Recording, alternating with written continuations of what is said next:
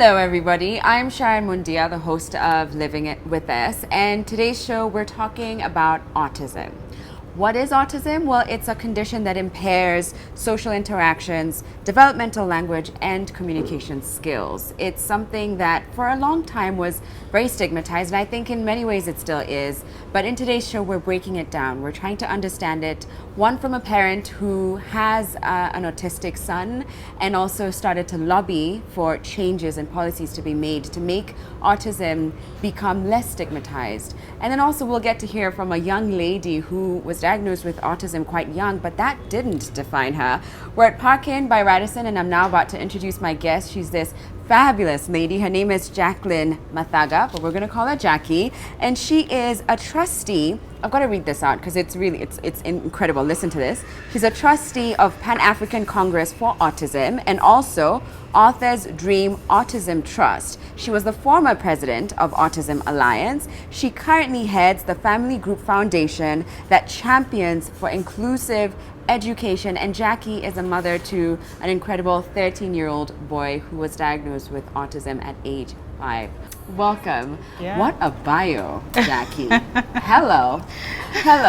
Amazing. By the way, I think it was April 2nd, right? Yes, yesterday. It was Yesterday. not yesterday. Sorry, but, it wasn't yesterday. Yeah, but Yeah. April 2nd was Autism Awareness Day, is it? Yes. Yeah. And this is a month also that's dedicated to that. So we thought it best to try and unpack it, understand it. So Jackie, I'd love to hear a little bit about your story. Okay. When did you first realize that your son was autistic? Oh my goodness. We got our official diagnosis when he was 5. And that's kind of a bit late because most parents nowadays are hearing when their kids are 2 and 3 years old. Okay. But a couple of years ago when he was much younger, because he's 13 years and a week now. Oh, okay. So I've got a teenager in the house. Yeah. When he was younger, I don't know what it was, but I'd seen so many pediatricians, and it's not just Hivi Hospital. I was going to some of the best hospitals to try and figure out what was going on with my son, and I couldn't get anybody to actually tell me this is what is up. What is it you were noticing? So I had noticed, okay, so before that, when he was about 3 years, we'd noticed him going very close to the television. But because he was like 2, 3, we thought, terrible twos have settled. Yeah. There were incredible meltdowns, and I was like, you hear about tantrums when when a child is 2 years old. So we weren't very worried. We're like, and he was a child in an adult household because I was living with my parents. Then I'm a single mom. So there was nothing to notice. He's 2, he's the only grandchild present at home at that point. So there's nothing to worry about. He's not speaking yet at that point, but then boys speak late, which is something that we're told over and over again. Don't worry, he's a boy, he'll speak late. So we noticed he's going too close to the TV, and then he got an infection, a tonsils infection that forced us to have him admitted. And during that time, as we were getting discharged, we were referred to... Is this at 3 or at 5 now? At 3, at age 3. Yeah. So when we were getting discharged, we were referred to an ENT who, just on looking at him, said, your son can't hear. And that sort of like shocked me. Like, what do you mean my son can't hear? So he said, yeah, just watch. And he demonstrated how my son wasn't responding to when you call his name, he couldn't respond. And so he sent us to for a series of hearing tests. And we got those done, and we realized that he had hearing loss on both ears, not equal degrees, but yeah, the real thing was, unless you were really close to him, he couldn't hear what you were saying. Then we got that corrected. They removed his adenoids and removed his tonsils. And this is something that that the doctor is saying he's had from birth. No.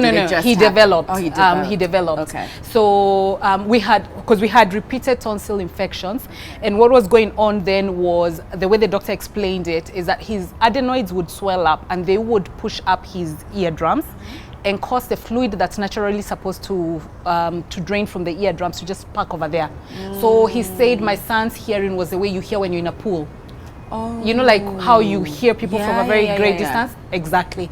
So they needed to drain the fluid from the ear. So they put small tiny things called grommets, and they said they would fall off in about 9 months. So it took us about a year for everything to be settled, including the hearing tests.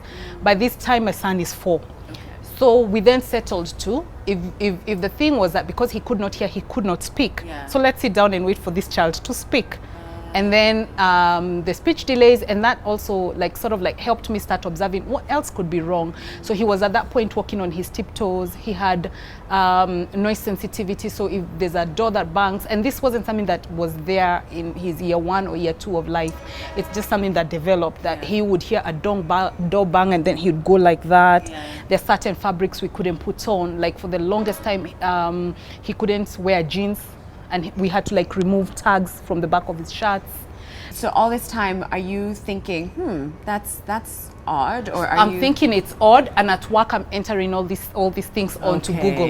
Dr. And Google. Even as I visit pediatricians and I'm saying this is what is going on, everybody's telling me, Mama, don't worry. So eventually Dr. Google tells me these things, if you put them together, equals autism. Yeah. So I'm like, what is this thing? What is this animal now you're presenting? What does autism mean? And so I went into a season of denial, because nobody really ever wants their child to have a disability. You, first of all, when the dreams you have for your child when you're carrying them, you plan out their future. You're like, this is going to be perfection. Right. Next president of the nation, CEO of whatnot. So now you're presented with a diagnosis on Google. And then because the internet can be a rabbit hole, you also start seeing all these negative things about what autism is. And at that point, because you don't have a positive outlook, you're not looking for anything positive. You're not looking for videos of successul autistic people. You just want to understand how bad. Exactly. So what are some of the things that you would come across? So we'd come across the fact that that if a person had autism, if they had an autism diagnosis, they'd have to be cared for all the time, that they would never speak, that they would never have friends, that they would never be able to interact socially, they could never hold a job down. So you then get into this cycle of, oh my goodness, this is depressing. And so if anybody mentioned autism to me at that time, I'd say, what are you talking about? My child doesn't have autism. So I would be in denial. How did you conduct this? So it's a series of tests where he observes the child over a period of time. The best diagnosis we had, which is our latest one, to just basically settle us and tell us how far we've moved, was done over 1 week. But at that point, this guy took an entire hour with us and just let my son be. So he talked to me as he was observing my son do a couple of things. So he put tasks in front of my son. He observed my interaction with my son. He asked me questions about, like my birth process, my child's habits. So the mother of the child or the parent of the child is the informant in the case of a diagnosis, a lot of this.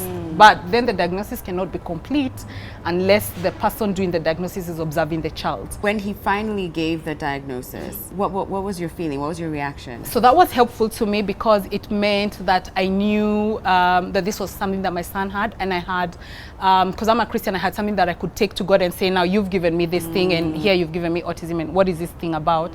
And it also allowed me to begin putting feelers out to try and figure out what help was available. So my mind then switched to, I need to find help for this child, because at that point he was in a nursery school, and I figured I needed to take him to a special school. So that was my immediate reaction. He needs to move from mainstream and now go to a special school, because the nursery school didn't tell me anyway that my child had any special need. And now that a doctor, a professional has said it, let me take him to a special school. And was your son struggling in the nursery? Did your teachers? Nobody had pointed out his struggles. You know how diaries come? He had a good day. What does that mean? What does that mean? That you write in the diary he had a good day? I think parents should get more information.